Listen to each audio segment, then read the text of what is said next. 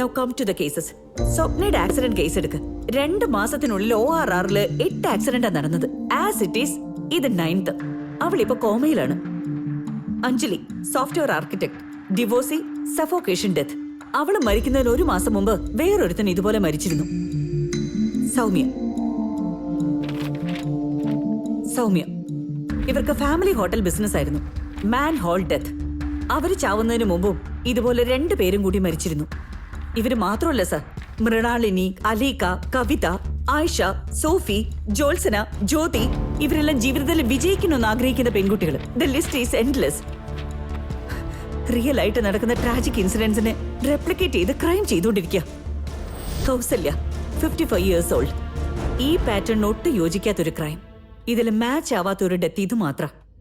അതുകൊണ്ട് എൻക്വയറി നടത്തിക്കൊണ്ടിരിക്കുക. ഇതും അതുപോലെ സർ. സംയുക്ത.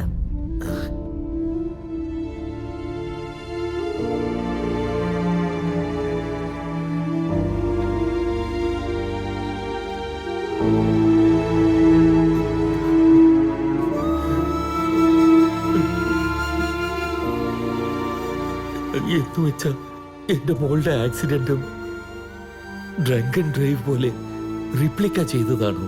നമ്മളും അതുപോലെ വിചാരിച്ച് കേസൊക്കെ ക്ലോസ് ചെയ്തില്ലേ സർ?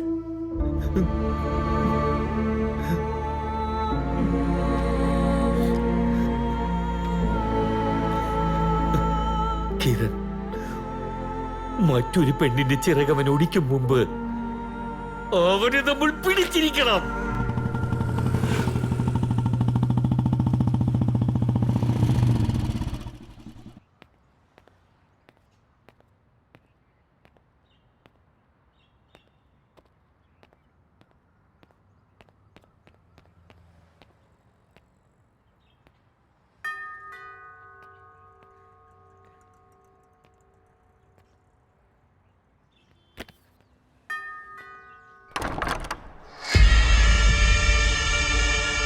ഹലോ ACP മാം.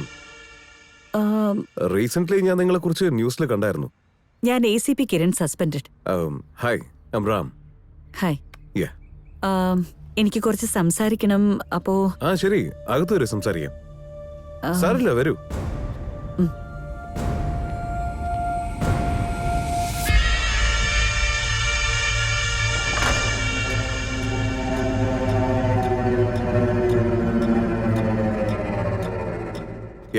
പറയൂ. കൗസല്യം നിങ്ങളുടെ? എന്റെ അമ്മയാണ്. പറയൂ. അവരുടെ ഡെത്തില് നിങ്ങൾക്ക് എന്തെങ്കിലും സംശയമുണ്ടോ?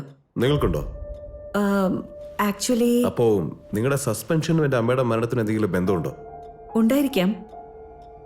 കുറച്ച് മിസ്സിംഗ് ഡോട്ട്സ്. അന്ന് എന്താ സംഭവിച്ചെന്ന് പറയാൻ പറ്റുമെന്ന്?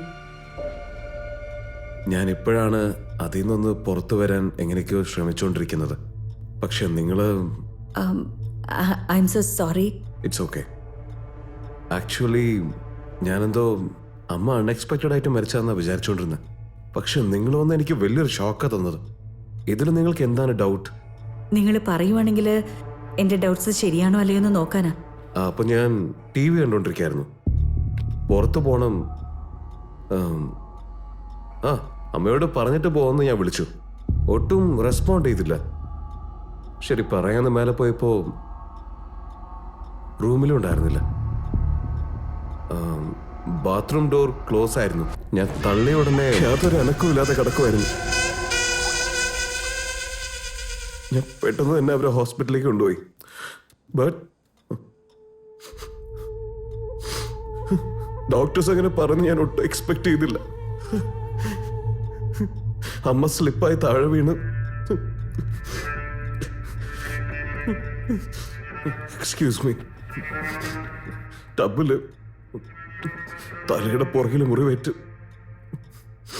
മരിച്ചുപോയി. അടുത്തുണ്ടായിരുന്നിട്ട് പോലും എനിക്ക് എൻ്റെ അമ്മയെ രക്ഷിക്കാൻ പറ്റിയില്ല. എൻ്റെ കൈ കൊണ്ട് തന്നെ അവരെ കൊന്നുന്ന എനിക്ക് തോന്നുന്നത്.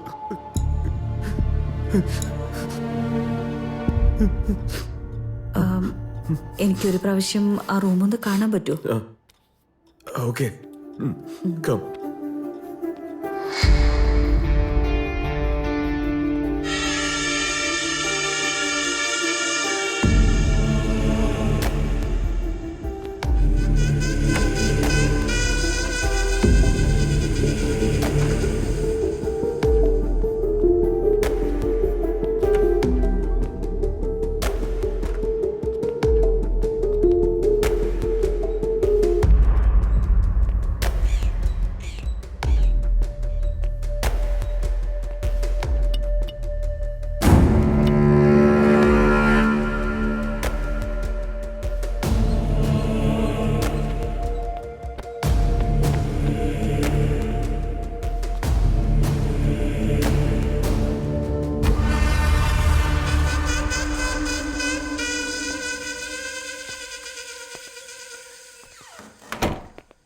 രാം അമ്മ കുളിക്കാൻ പോയതായിരുന്നു എന്നല്ലേ പറഞ്ഞേ? അതെ. കുളിക്കാൻ പോയതാണെങ്കിൽ ഡോറ് ലോക്ക് ചെയ്യില്ലായിരുന്നു. അറിയില്ല. ഇതിലെന്താണ് ഡൗട്ട്? അതും 2 വർഷം കഴിഞ്ഞ്. ഒന്നുമില്ല. ഇത് നടക്കുന്നതിന് 2 ദിവസം മുമ്പ് പോലീസ് കൺട്രോൾ റൂമിലേക്ക് നിങ്ങളുടെ അമ്മ ഫോൺ ചെയ്തിരുന്നു. പക്ഷെ പെട്ടെന്ന് കട്ട് ചെയ്തു. അതെന്താണെന്ന് അറിയില്ല. ഓ, അതായിരുന്നു നിങ്ങളുടെ ഡൗട്ട്. 2 വർഷത്തിന് മുൻപ് ഞങ്ങളുടെ ഏരിയയിൽ ഒരുപാട് കളവ് നടക്കാറുണ്ട്. ആസ് എ പോലീസ് ഓഫീസർ നിങ്ങൾ ഈ കാര്യം അറിഞ്ഞു കാണും. അപ്പൊ അമ്മ ഒറ്റയ്ക്കിരുന്ന സമയത്ത് ആരോ മതില് ചാടി അകത്ത് വന്ന പോലെ സൗണ്ട് കേട്ടായിരുന്നു. പെട്ടെന്ന് എന്താ ചെയ്യേണ്ടതെന്ന് അറിയാതെ കൺട്രോൾ റൂമിലേക്ക് അമ്മ വിളിച്ചു. എക്സാക്ട് ആയിട്ട് ഞാനും അപ്പോഴാണ് അകത്ത് വന്നത്. എന്നെ കണ്ട ഉടനെ അമ്മ കോള് കട്ട് ചെയ്തിട്ട് എന്റെ അടുത്ത് ഈ കാര്യം പറഞ്ഞു.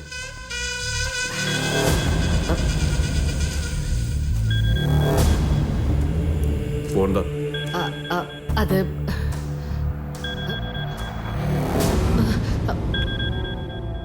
Hello police control room. കുറച്ചു നേരം മുമ്പ് ഈ നമ്പറിൽ നിന്ന് ഒരു കോൾ വന്നിരുന്നല്ലോ. എല്ലാം ഓക്കെ അല്ലേ? സോറി സർ, എന്റെ അമ്മ അറിയാതെ ചെയ്തതാണ്.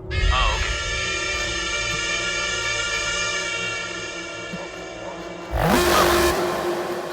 നിങ്ങളുടെ അമ്മ വർക്ക് ചെയ്യുന്നുണ്ടായിരുന്നു? She was A successful house wife. അപ്പം ഭയങ്കര ഇന്റലിജന്റ് ക്രിമിനൽ ആണെന്ന് തോന്നുന്നു. നിങ്ങളെ ഭയങ്കരമായിട്ട് ഡിസ്റ്റർബ് ചെയ്തിട്ടുണ്ടല്ലോ. എന്താ ഡിസ്റ്റർബൻസോ? അവനൊരു ഭീരുവാ. അവൻ ഏതോ ഒരു സ്റ്റേജില് ജീവിതത്തിൽ തോറ്റുപോയവന്. ജീവിതത്തിൽ ഫൈറ്റ് ചെയ്ത് നിൽക്കാൻ പേടിയുള്ളവനായിരുന്നു.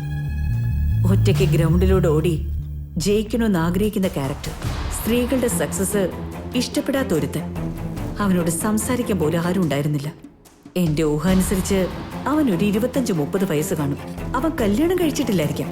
അവനൊരു വേർജിൻ ആയിരിക്കും. അവന് ഫ്രണ്ട്സ് ഉണ്ടോ ഇല്ലയോ എന്ന് തന്നെ എനിക്ക് സംശയമാണ്. ഒരിക്കലും ഒരു ഗേൾ ഫ്രണ്ട് ഉണ്ടാവില്ല. എന്റെ ഇൻവെസ്റ്റിഗേഷനിൽ അവൻ ആരാണെന്ന് അറിയില്ലെങ്കിലും അവൻ എങ്ങനെയുള്ളവനാണെന്ന് എനിക്കറിയാം.